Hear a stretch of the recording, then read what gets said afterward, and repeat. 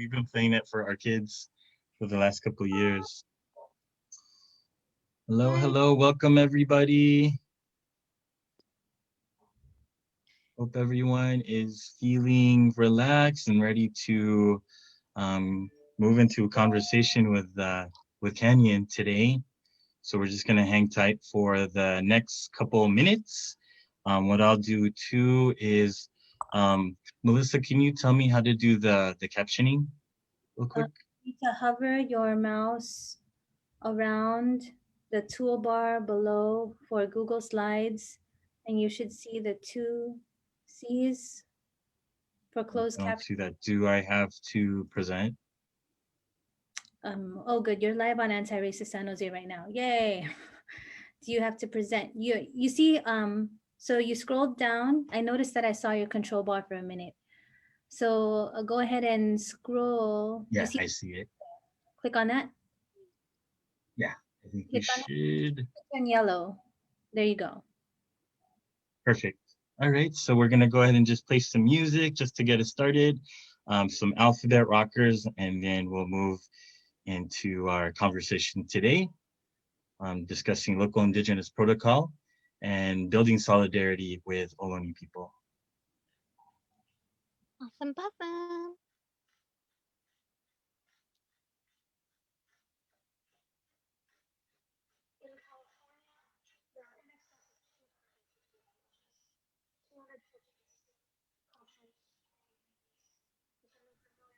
Not very loud. Sometimes you have to mess with how you're presenting the audio. I've not done it, but I know there's a strategic approach. Like your mic maybe has to be all the way up. Okay, so we'll give it just another minute and we'll go ahead and get started here. Hopefully everybody's able to see the captions.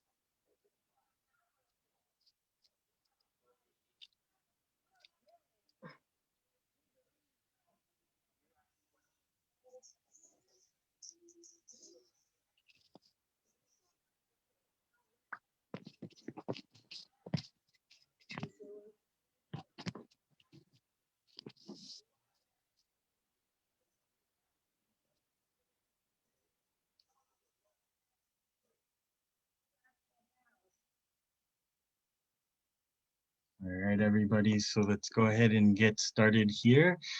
So let's first start off by just announcing that it's National Native American Heritage Month. So today we're excited to talk with Kanyon and discuss local Indigenous protocol and solidarity with Ohlone people. Go ahead and just kind of go through the agenda here. So we're going to go ahead and just discuss group agreements. We'll do a land acknowledgement. We'll get into our group purpose and then move into our conversation with Kanyon. 1 second. Darcy just arrived. Oh, okay, Darcy just arrived. We'll just hang out then for a little bit. Hi, Darcy, are you here? Hi, I'm here. Hey, Darcy. So I've gone ahead and provided the agenda. I'm going to go ahead and just admit a couple more folks, and then we can move on to just the welcome and agreements of if you wanted to go ahead and take care of these things here.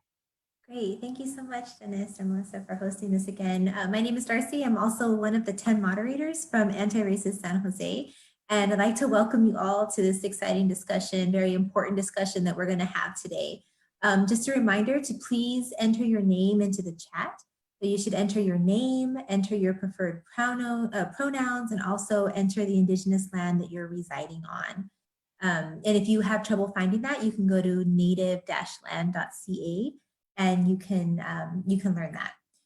Also a reminder to please keep yourself on mute, and that our moderators reserve the chance to, or the right to mute you if needed, and also to engage through the chat.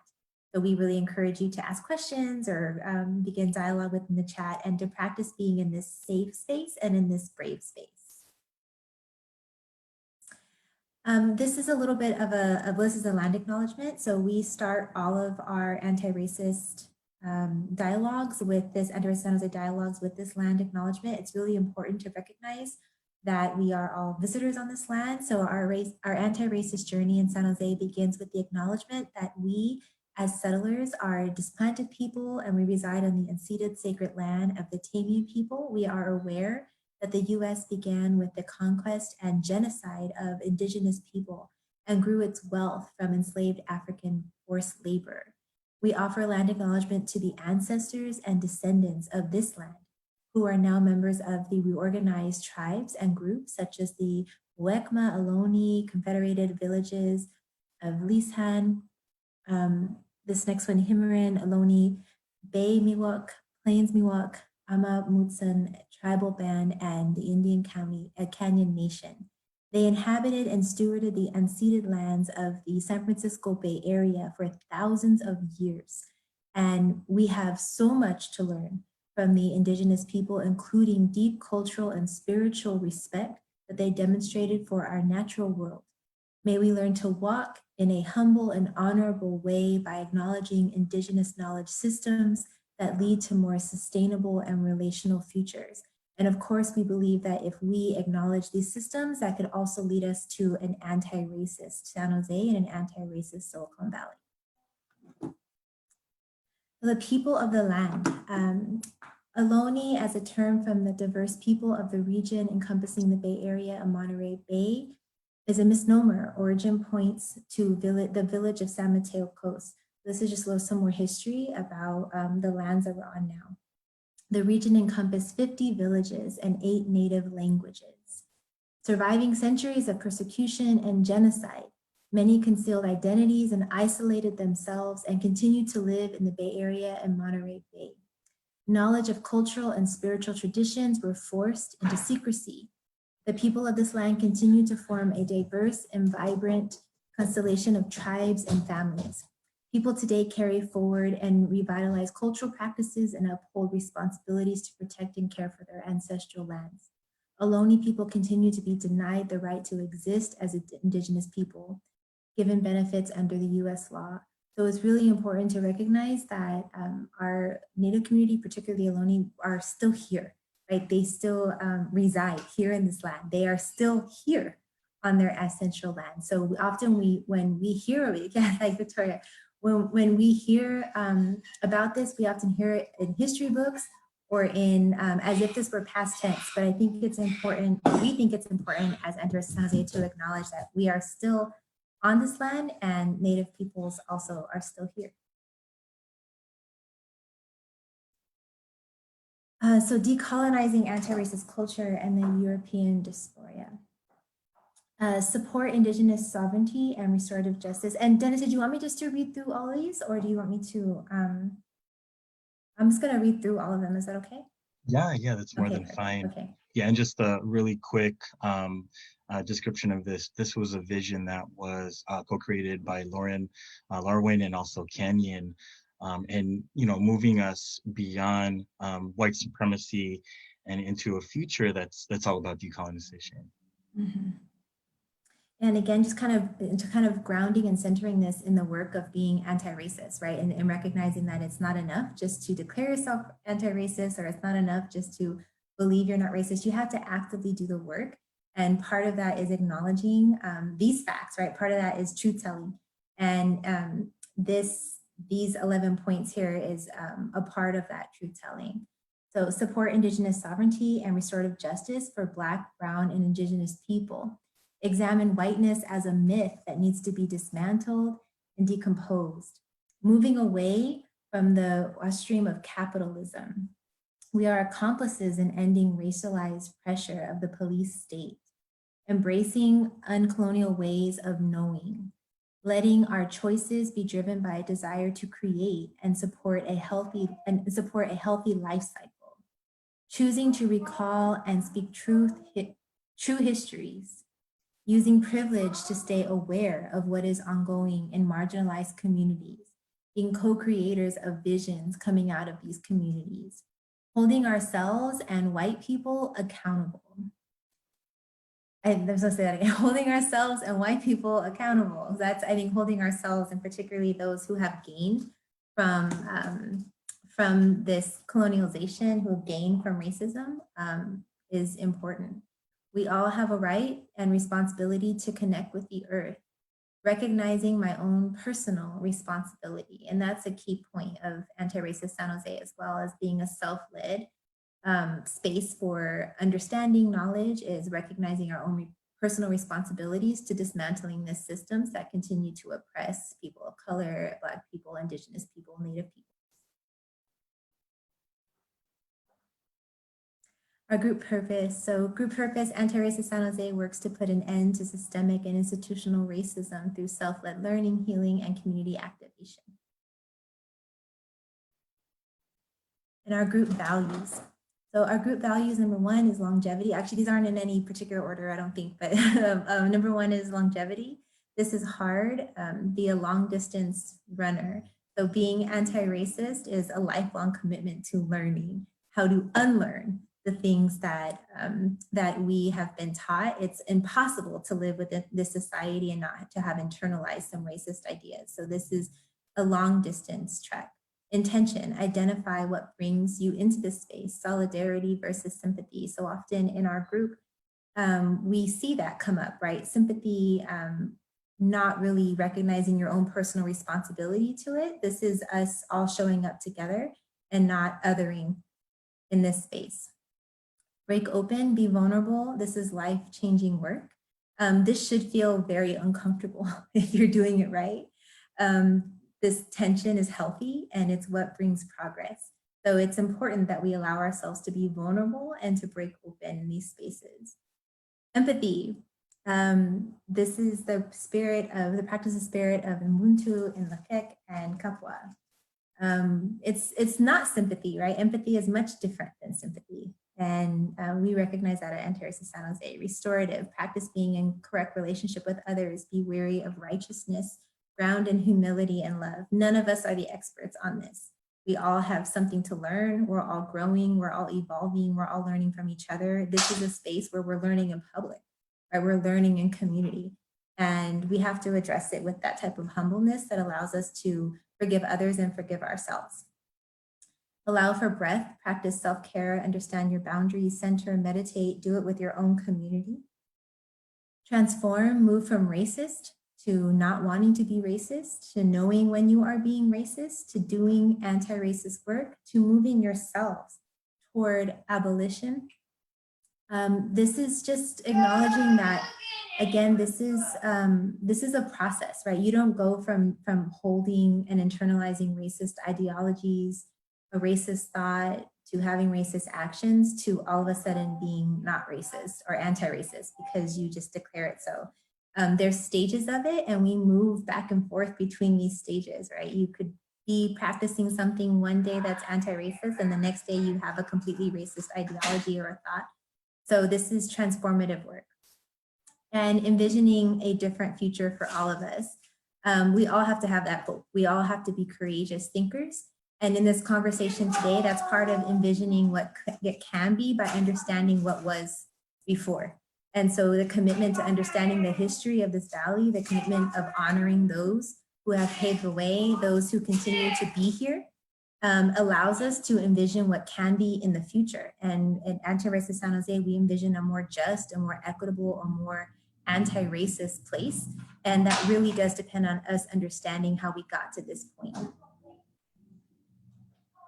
Thank you. Thank you, Darcy, for setting us up in that way, for creating the conditions for what we're about to experience. It is my pleasure to invite here with us, introduce Kanyon Sayers-Roods. Kanyon Coyote Woman, Hahashkani Sayers-Roods is a Mutsun-Ohlone and Chumash two-spirit Indigenous relative. She is proud of her heritage and her native name and is an active leader in the Native community. Kanyon is the co-founder and CEO of Kanyon Konsulting LLC, where she strives to bridge the gap between Indigenous and contemporary value systems. Her goal is to make a difference in the lives of others by sharing her life experiences and knowledge about California Native Americans, focusing on global education with emphasis on promoting understanding of the relationship between humanity and the natural world. Born and raised in Indian Canyon, the only federally recognized Indian country along central coastal California by her mother, Anne Marie Sayers, Kanyon continues to be an ancestor in training by honoring the past to shape the future. As the opening speaker at events such as the Global Climate Action Summit and Americans for the Arts Annual Conference in San Francisco 2018, Kanyon reminds her audiences of the importance of acknowledging the spaces and places that we are on.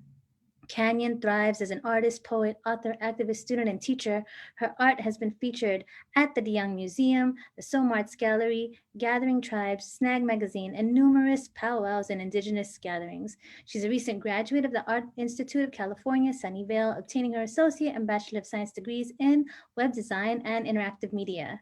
Kanyon holds culture, sensitivity, training, climate conversations, cultural burn, Indigenous land stewardship, and ecosystem restoration efforts. Dun, dun, dun. So I'd like to go ahead and welcome Kanyon to the stage, to the mic. Boop, boop, yay, virtual lands. It's so good to see you here.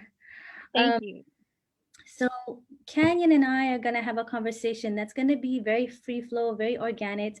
I do have a list of questions, but those are just like reference points to move through as we have this conversation with Kanyon. We may or may not be able to have a Q&A section at the end. However, we would love for you to add your thoughts, add your questions into the chat box.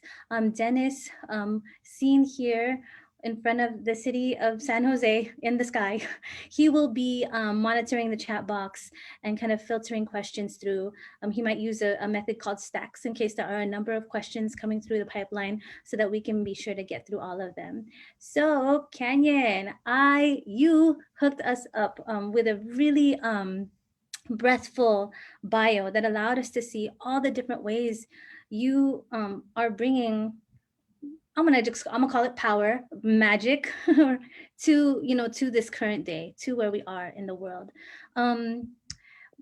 Is there anything you wanted to share with us a little bit more about you, about yourself beyond what I read from our bio?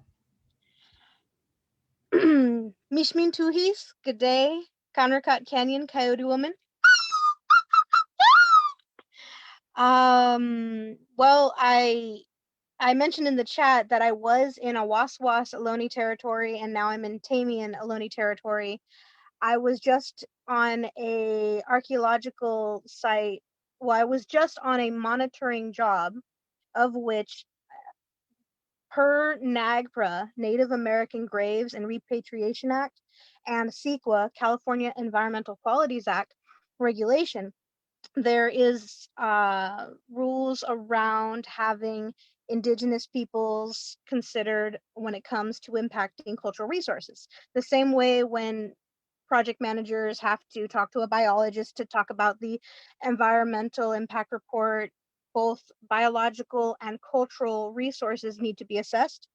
And when there are job sites near archaeological sensitive areas, Native American monitors are called. And my mother, myself are Native American monitors. So I am in my work gear. I was in my hard hat and my vest, out in the elements, hanging out with construction workers all day today. And I am still suffering from a bulging disc from the beginning of quarantine. So I'm like aching and limping around. But however, I am well, able-bodied-ish, able-minded-ish, and wearing many hats. So my mind's like, what did I want to say? I am happy to be in this space. I am happy for the community who have taken time to listen and to join this conversation or opportunity of interaction. And I'm so glad to be in a space where community wants to take these steps. So I'm just happy to be here for right now. Thank you so much. for lending that time. I mean, just straight up from work, you know? So Mhm. that this conversation that we have allows you some breath and doesn't feel like too much labor. Um, I appreciate the ways in which you're showing up and that you're being called, you know, with your own particular history and wealth and knowledge systems. What does it mean for us who are non-native, who don't have these knowledge systems, trying to do this anti-racist work? What does it mean to learn local indigenous protocol? Well, no matter where we go, especially in what we call the United States, we are on stolen land. And I call it Western settler colonialism, or the Western settler mentality is very materialistic, capitalistic, resource extractive, both of natural resources and cultural resources and human bodies built on built and extracted from black and brown bodies to establish itself in dominance and power. When you win a war, when you win battles, the winner supposedly narrates history. So think about the Holocaust, and you hear the energy of the community honoring truth and history over there nowadays, where Holocaust deniers can actually face prison time, jail time. Yet, here in the Americas, the American Holocaust, the intentional disruption, the intentional eradication, the legalized genocide against indigenous peoples. Oh, we all make mistakes. Oh, it was of a time. Oh, we're no longer like that. Wait, then why is it that many of us who go to school are told in the third and fourth grade the mission curriculum, a one-sided narrative, and then in high school a little bit about history, but dominantly about white, patriarchal, supposed leaders? Yet even though there's amazing, innovative immigrants, innovative people who were disruptively brought here to the Americas, and strong warriors and community members who helped our society, helped our culture, helped our environments. We benefit from creations from many peoples of many nations. It's what makes America America. Yet we only prioritize white men of power. Interesting. When it comes to doing this work, we need to ground ourselves. First of all, whose land are you on? Indigenous peoples have been stewarding these lands since time immemorial. When we think about how old Homo sapiens sapien is, that's 200,000 years old. If I stretch my arms out, or if I was in a room with all of you, I would walk from one end to the other and say that's a timeline of humanity. And then I would come to about the wrist, edge of my wrist, all the way to my pinky and say that's about 50,000 years. Oh, wait, right at the fingertips, at the knuckles, right there. That's about 10,000 years. Wait, that's when a lot of people who study Western settler science that tries to prioritize tool making through archaeology, that all you guys, all you Native Americans or all you people come to the Americas over the Bering Strait. No. Indigenous peoples have their creation stories, which points out that they have always been from the land that they are on. They came from the earth, and we have our creation stories. There's a really popular creation stories, and it's in a drawer in every hotel around the United States. Oh, wait, that's a really cool creation story. It's one of many. So if I were in that room and I stretch that 10,000 year, so many people like to say, you guys came from over there. Where's the cultural humility? Where's the cultural sensitivity? And people, yeah, the land bridge, ice bridge, people went back and forth and back and forth. People married and connected. Of course, there's going to be different features. There's plenty of archaeological proof proving that there have always been indigenous peoples in the Americas. There's actually an archaeological site over 130,000 years old. There's tool markings on mammoth bones of humans. Interesting. And then all the way to the fingertip, the nail. I would say 1492. Columbus sailed the ocean blue. Who did he run into? What language did they speak? How far away were their neighbors? What was the name of their sacred waters? Their sacred mountains? It's been 530 years, and we can't even cite that or recite that without having to go to Google. But we can name all of the ships. We can name these men in charge. We could probably follow the records and find every family that was on that ship. What about the indigenous peoples? Columbus didn't even touch the American soil, the Americas that we know soil. And there's statues for him. All of these statues, they seem to prioritize a certain narrative. I've been accused of being a revisionist in wanting to remove some statues because of the imbalance of the information shared about these historical figures. Wait, wasn't the establishment and the creation of these a revisionist theory? So when it comes to that 1492 and all the way to the tip of the nail, we have 1600s, 1700s, the missions, wave of genocide against indigenous peoples, the intentional and unintentional warfare of germs, the intentional and unintentional assimilation, genocide of indigenous peoples forced to practice another religion, to be called primitive and dirty, yet native peoples were surviving and tending the land with fire ecology, and they were able to navigate around, they were able to engage respectfully with their neighbors. California has in excess of 200 language dialects. 200! That means different peoples, different creation stories, different governing structures. Interesting.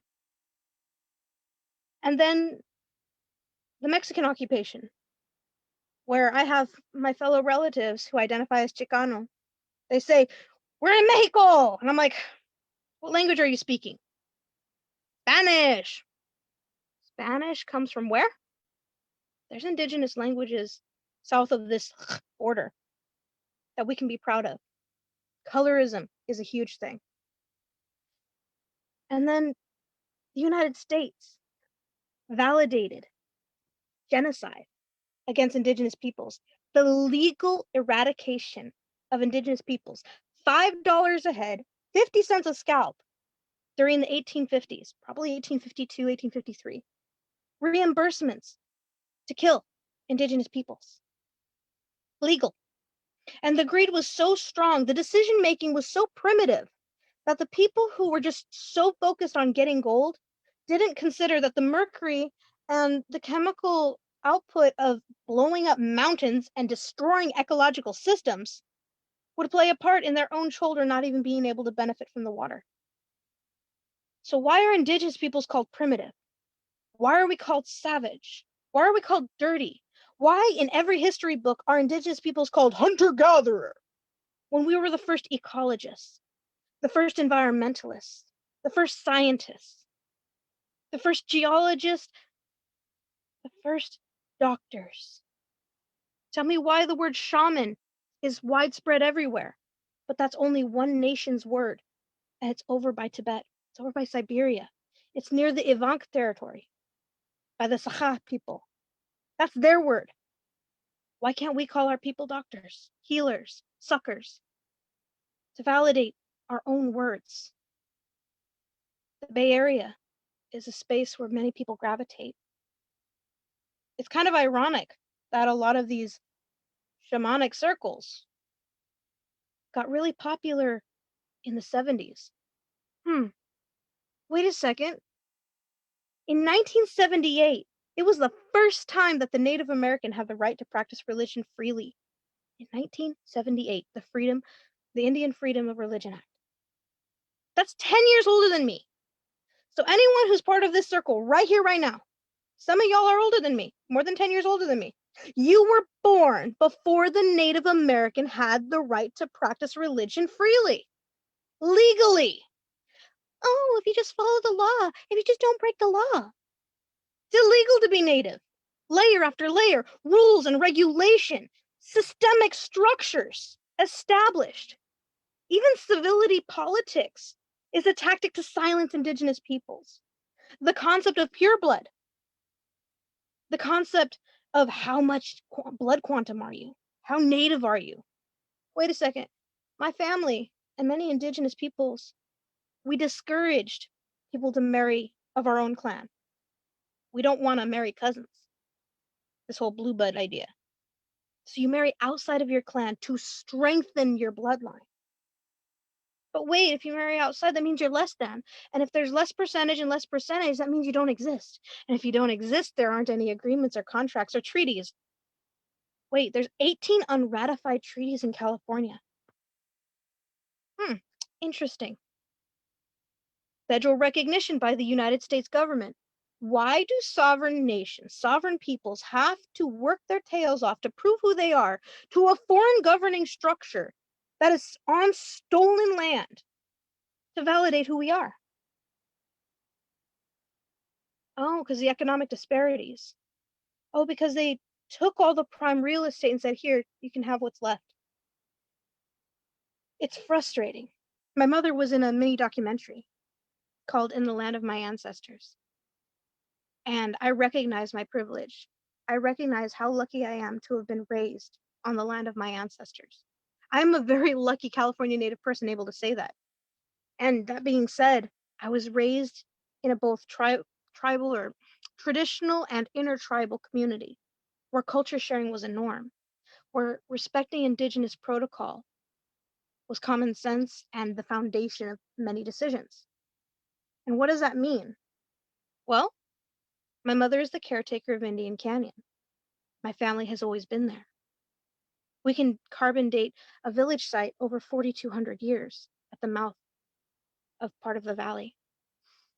But when people come and visit the land, when they want to have a space to participate in ceremony, before they go off and make a fire, before they go off and engage and assume, before they try and build something, they come humbly to the elders of the community, to the active voices of the community, offering gifts and coming in a humble fashion, seeking a consensual interaction, asking for a little bit of time, and then finding out, is it possible to even have a gathering, an opportunity to participate in ceremony, a space to be present at, a space to commune with nature.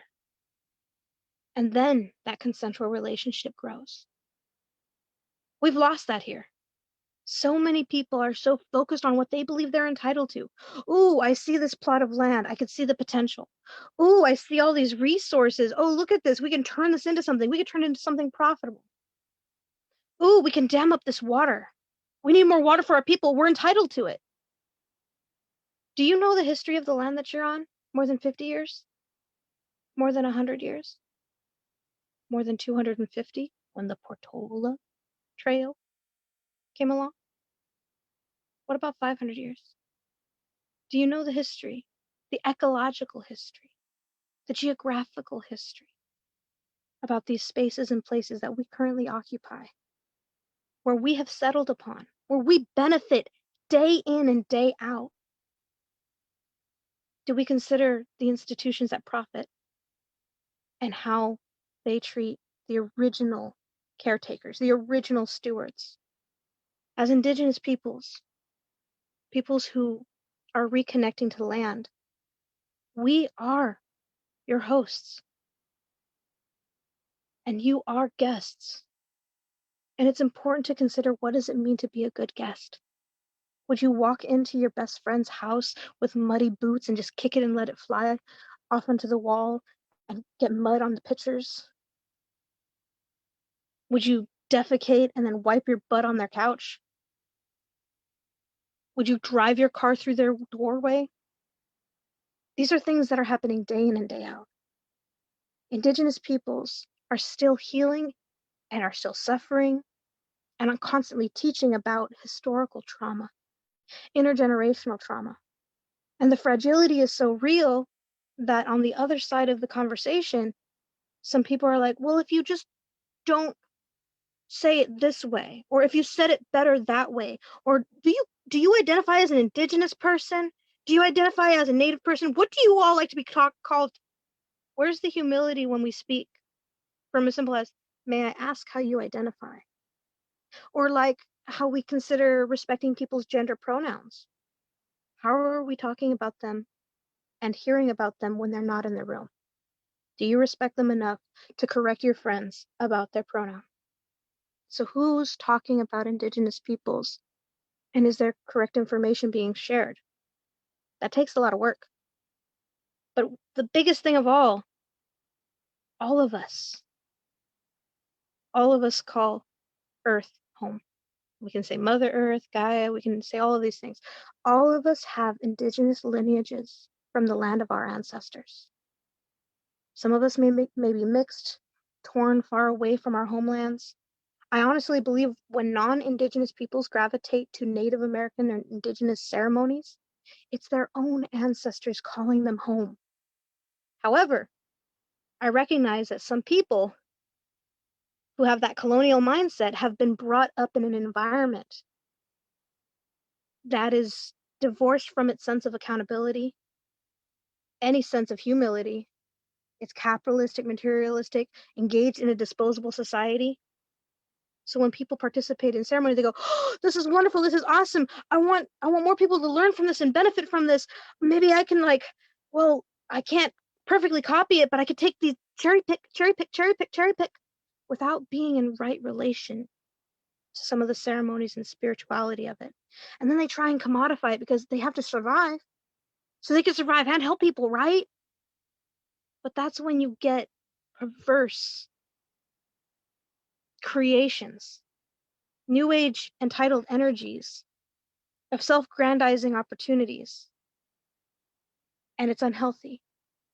America is founded off of cherry picking. If you look up the Iroquois Confederation, our Constitution is based off of Indigenous practices. However, Indigenous practices that had matrilineal lines in charge to take away the power from those who were or weren't doing the right work. Oh, but wait, the founding fathers didn't want to add that. Oh, no. So just cherry picking without being in right relation. Lack of accountability. Many Indigenous cultures around the world have practices of humility and accountability. All of us need to take lives to sustain our own. Even if you're vegan, you have to take a life to sustain your own. How are we accounting for that? How are we considering how we're going forward with that? So it's all related. It is all related here.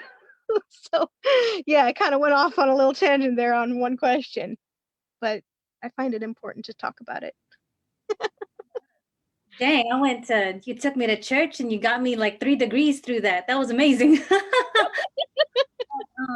Oh my God. I was over here just taking notes because I was like, oh my gosh, I'm taking this note that she's saying, and I could ask this question, and then you'd go to a new way, but then you close by saying it is all related. My biggest takeaway just from that incredible first talking point, I will tell you right now, I know no one else that can do what you just did. That's why I said you have magic. Um, the theme that kept coming up for me was, my question was, what does it mean to learn local Indigenous protocol? And I think through you speaking, the energy I actually heard was, let me back that up. What is your relationship right now to the history of the people of this land?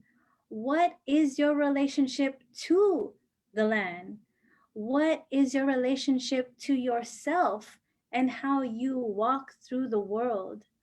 I mean, when you said even if you're vegan, you still have to take a life to live your life. It's the first time I ever heard that, especially because we live in a capitalist society that is forever forcing us to measure ourselves against one another, right? And we have felt some vegan culture, that feels very like I am better than. And so it reproduces that relation that again is not in right relation with each other, with the earth, with one another. So I love that you took us back to that you actually said, well, wait, what is your relationship to all of these things? Once you understand that, then maybe you can ask me about some Indigenous protocol, because what it sounds like is that that's where Indigenous protocol begins. The one word I also heard you mention over and over was humility. And what I loved is whenever you said the word humility, your voice like softened. You would take us through the history, and then you're like, and then there's humility, right? So when I think about us, non-native people, and I want to thank you actually for all of us. I'll speak for myself and maybe for the folks who have tuned in. When we know that you are speaking, or someone who is Indigenous, and we know that you're about to share some wisdom that we know we need to learn, that there is a certain calling for us to be here, because maybe, as you might have mentioned, our ancestors are calling us to this work, and that all of us have lineages that are Indigenous. What does it mean now at this point, as we have an understanding of sort of this long arc of history, especially when you put us to task and asked us, like, do you know the history of the land you're standing on, 50 years, 250? And I was like, no, gosh, right? But now here I am. I'm going to go ahead and learn some more of that. What does it mean to build solidarity with the Ohlone people, especially for so many of us that are only now being able to recognize, like, Ohlone people are here. I don't know many of them, right? Like, how do we build solidarity with Ohlone people as non-native people? What does that look like? Well, it could be multifaceted and multi-tiered. Because there's not many of us, taking steps to honoring truth and history wherever you are. So becoming familiar with the histories of the land, try and from as simple as going to nativelands.ca. However, even they let you know that they're learning too. There's no absolute borders and lines. In Ohlone, the term Ohlone is a misnomer. The word Costanoan is a bigger misnomer. Costanoan is what the Spaniards called us, costaños, coastal Indians, costaños, and Costanoan English evolution. And the word Ohlone comes from Ohlone. Ohlone is by San Gregorio, one location. And over time, as Native community members were in the missions, and Indigenous peoples who were called neophytes and Gentiles and Costaños and Costanoan and Native and savages, during the 1924 Indian Census, Special Indian Census, during the Special Indian Census, Indigenous community members brought back that term. It's our own word. Well, it's a little off because Ohlone is Oljon, and Ohlone is more Western Americentric. There's also a historical timeline where non-Indigenous peoples wrote archival materials, historical documents that were then cited and validated as citations. More non-Indigenous people citing other non-Indigenous sites. There were people studying Native peoples, and then that was cited by cited by cited, and over the evolution of the term through the 1800s, through the 1900s into the 2000s, and I identify as a proud Ohlone person. However, I do recognize that my own ancestors that have always been from my homeland in Indian Canyon wouldn't know that term, because there are 8 language dialects in what is considered Ohlone territory, and my community is in the Mutsun language dialect. And in the word in the Mutsun language, Ama is people. That's why there's a tribal band called the Ama Mutsun, the Mutsun people. However, thanks to 21st century settler colonialism and branding, if I passed away and I wanted to speak to my ancestors, I would say I'm Ama Mutsun. But wait, I am not an enrolled tribal member as an Ama Mutsun individual. Interesting.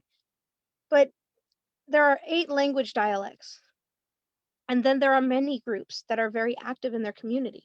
In the East Bay, there are 3 active groups: the Muwekma, the Confederated Villages of Lashawn, and Himrin.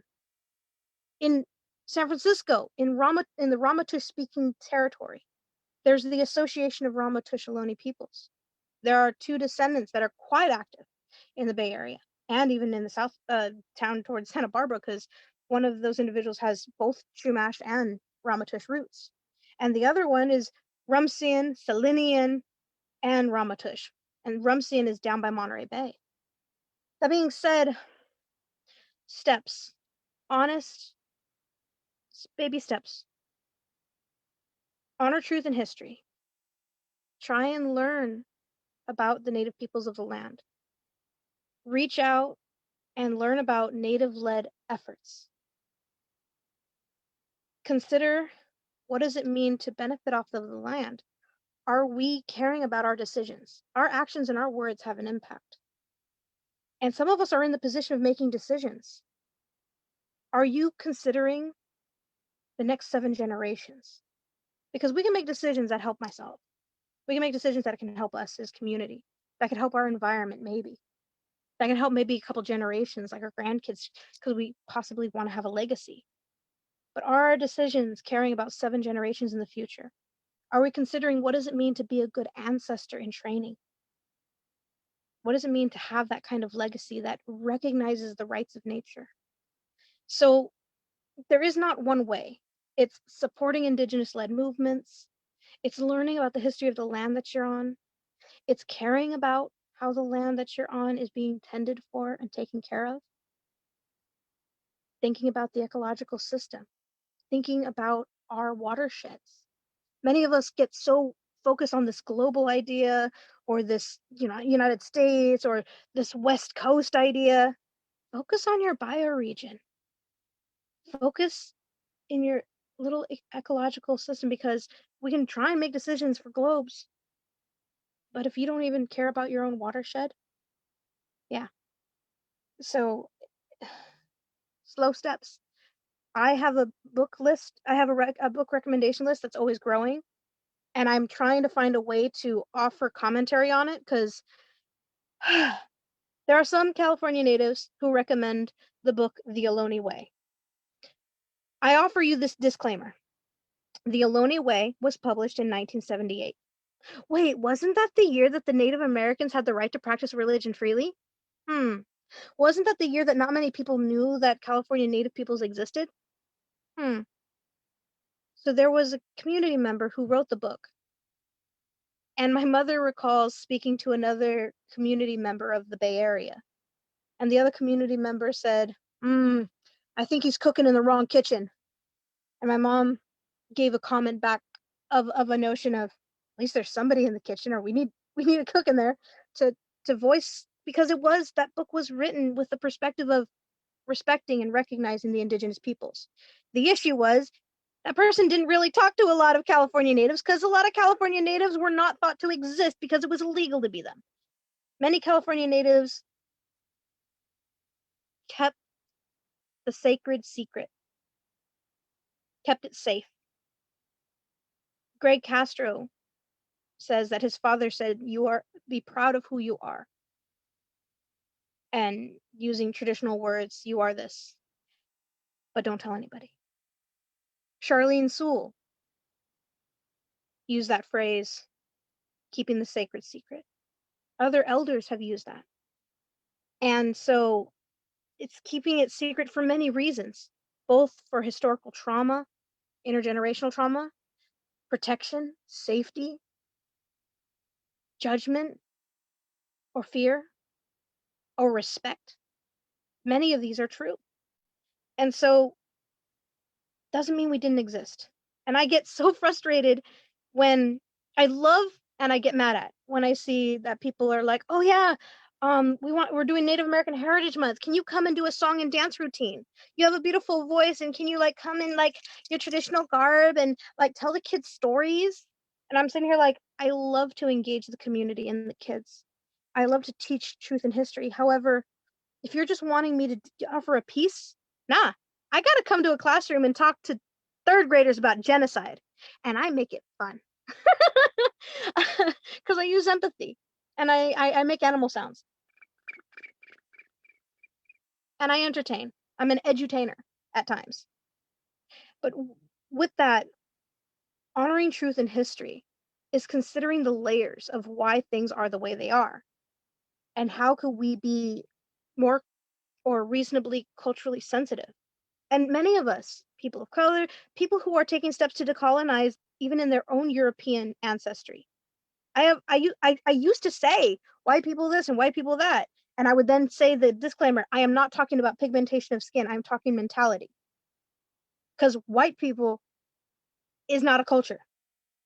Actually, it is. It's a culture of Western settler colonialism. It's entitled, it's affluent, it divorces mindset of the sacred, it is resource extractive. It is engaged in a disposable society. It prioritizes the economy, the supposed economy, and the supposed capitalistic gain. It is negligent of the sacred. And so I would say white people, not pigmentation, because there are people who could be proud of their ancestors, proud German community members, proud French. There are many communities that are taking steps to decolonize. I know some people who are revitalizing the Gaelic words. I know a few Vikings. I know a few pagans who are like, I don't know a lot, but I'm connecting to these practices, these earth-based spiritual practices, because all of our ancestors came from that. All of our ancestors.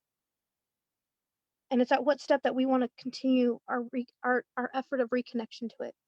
I recognize that white people or settlers of other nations, their community was also colonized by other nations. Their communities were impacted and they were ripped away from the earth-based spiritual practices. The whole witch concept. Those are just spiritual practitioners who understood plants, holistic healers with alternative methodologies of helping people. Women that were in charge. So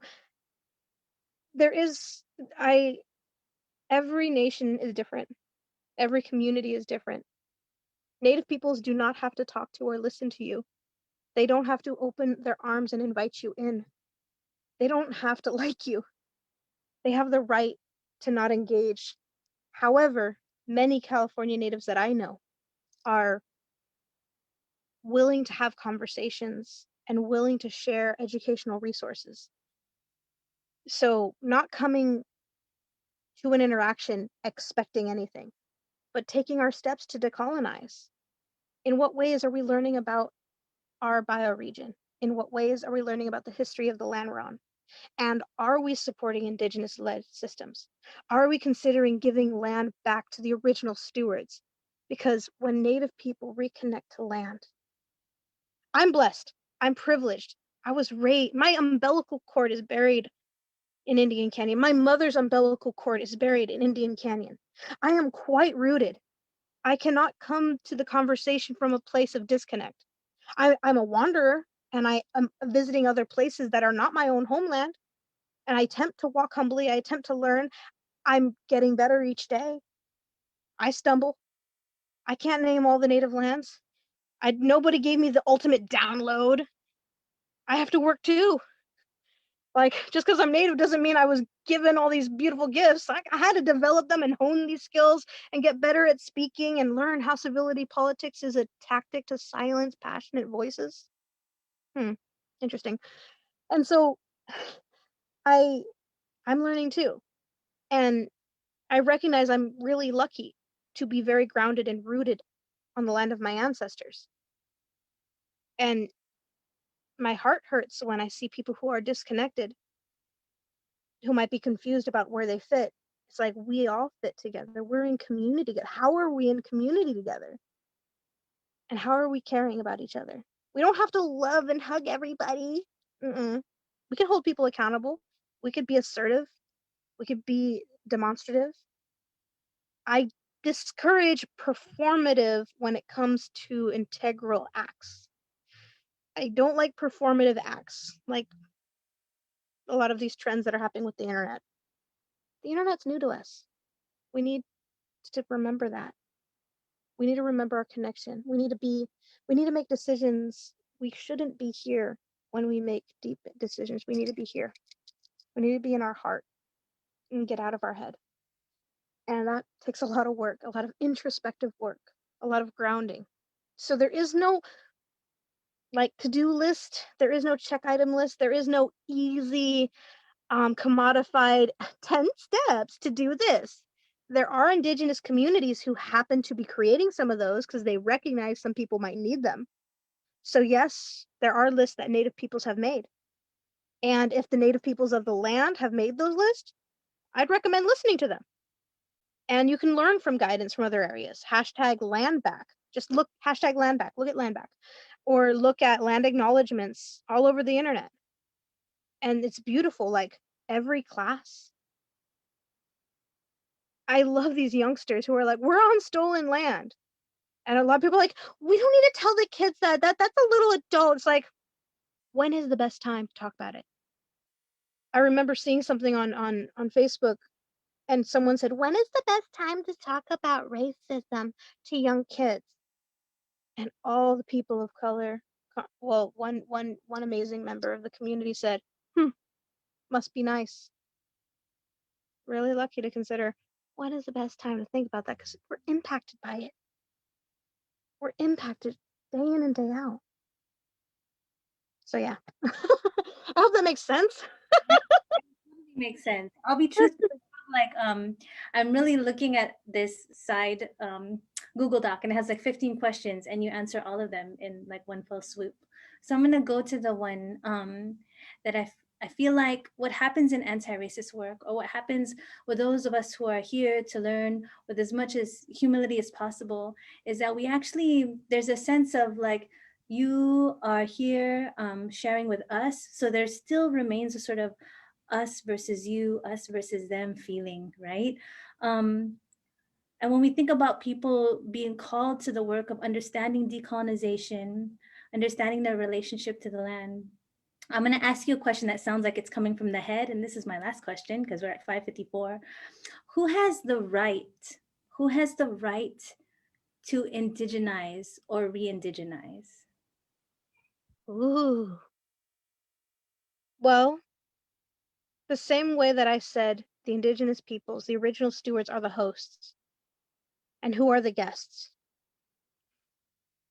When you've been given instruction by indigenous peoples, permissions granted, opportunities, green lights, in what ways are you engaging in it? From as simple as if you were a guest at someone else's house, would you start using their kitchen? Would you take from their fridge? Would you move their furniture in different places?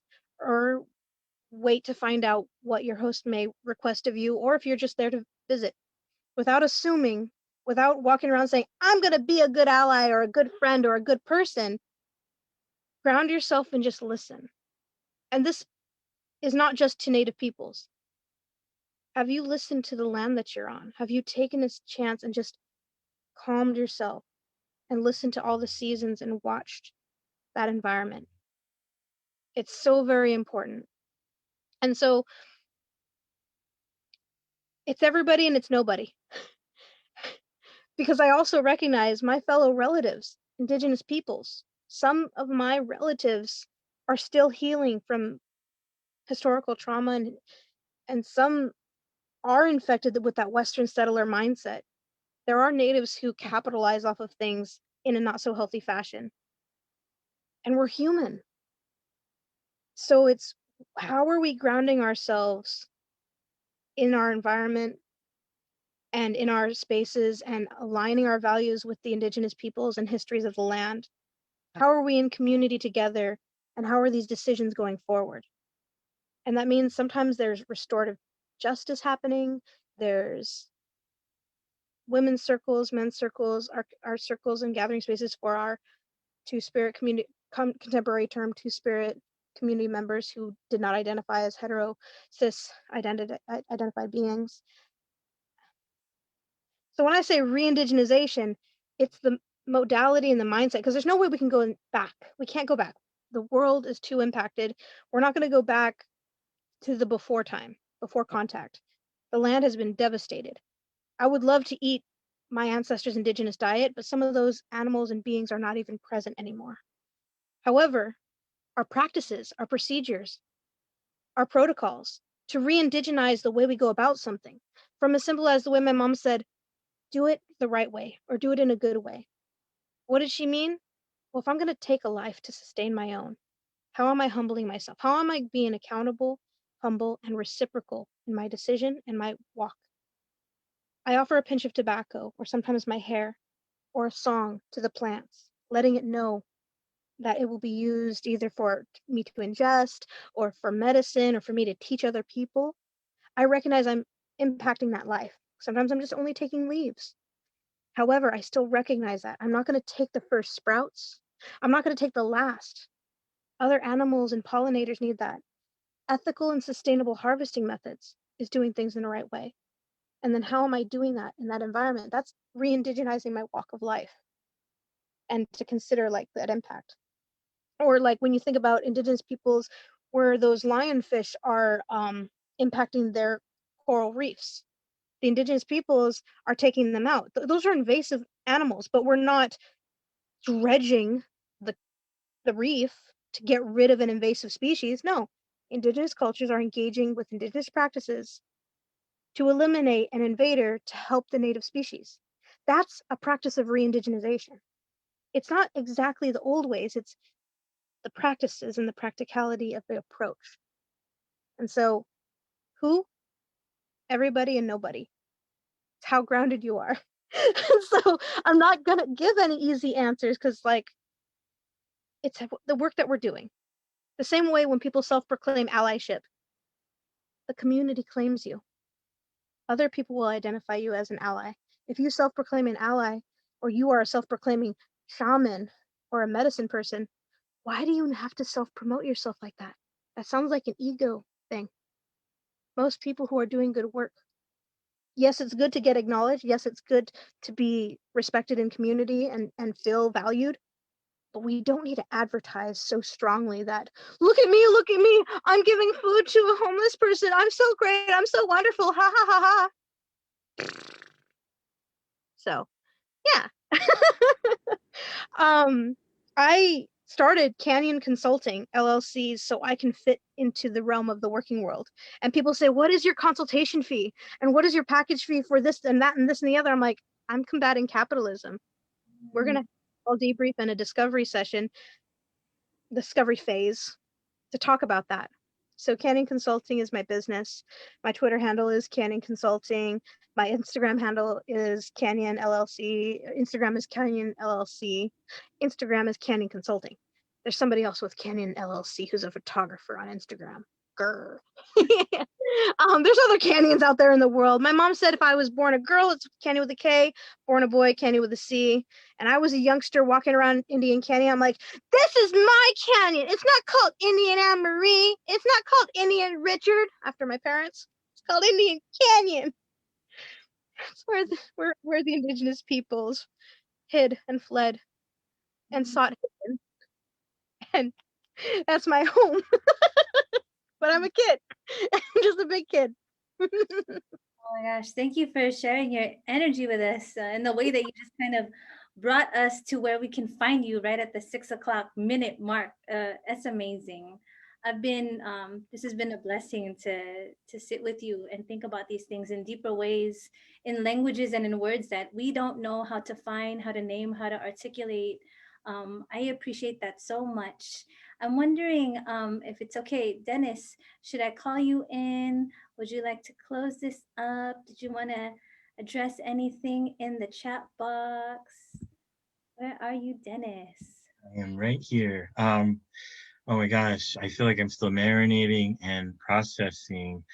Yeah, I think this is a kind of a good time to close. I guess maybe in the future, if we have future conversations, Kanyon, I'd love to hear, because I've been listening to some of your other conversations with other folks around moving on beyond the binary, or even talking about what does the sacred look like, and how to walk in our walk, right? If we're gonna move towards the vision that you're imagining with, really looking at the opposing of white supremacy and moving towards developing a relationship to the land and the peoples and being relational. I think there's a lot. I don't think we have a lot of time here, but I would like to ask you, maybe in a couple sentences or so, how would you like to kind of close up our space right now? Like, what are a couple of things that you'd like for us folks to be left with, especially during this month, Native American Heritage Month that we need to just be left with to think about. Honor truth and history, honor the past to shape the future, and be kind and considerate to each other because we are all healing from colonization and we all can take steps for a better future. So being caring, being careful, and asserting truth and history to the best of our ability. Not all of us can be activists, not all of us can be instigators, but we all can do well to be in community together. We're not disposable. So, thank you. Thank you, so Kanyon. much. And so much thank yous to all the folks in the chat box, in your spaces, who got to sit with us on a Thursday evening this Native American Heritage Month to sit with Kanyon Sayers-Roods live on Facebook. This is also recorded in case you want the recording. That's so cool. I feel like I'm actually in front of you when you do that. Okay. Thank you so much. Thank you so much. Kanyon, can you hang out for like 2 minutes? Is that cool? And then everyone else, thank you again for attending and just, continuing our conversations for Anti-Racist San Jose. We'll see you next time. Thank you for your time. Thank you, everyone, Thank for you, joining. everybody. Definitely. You want to go ahead and take us off of Facebook, Melissa?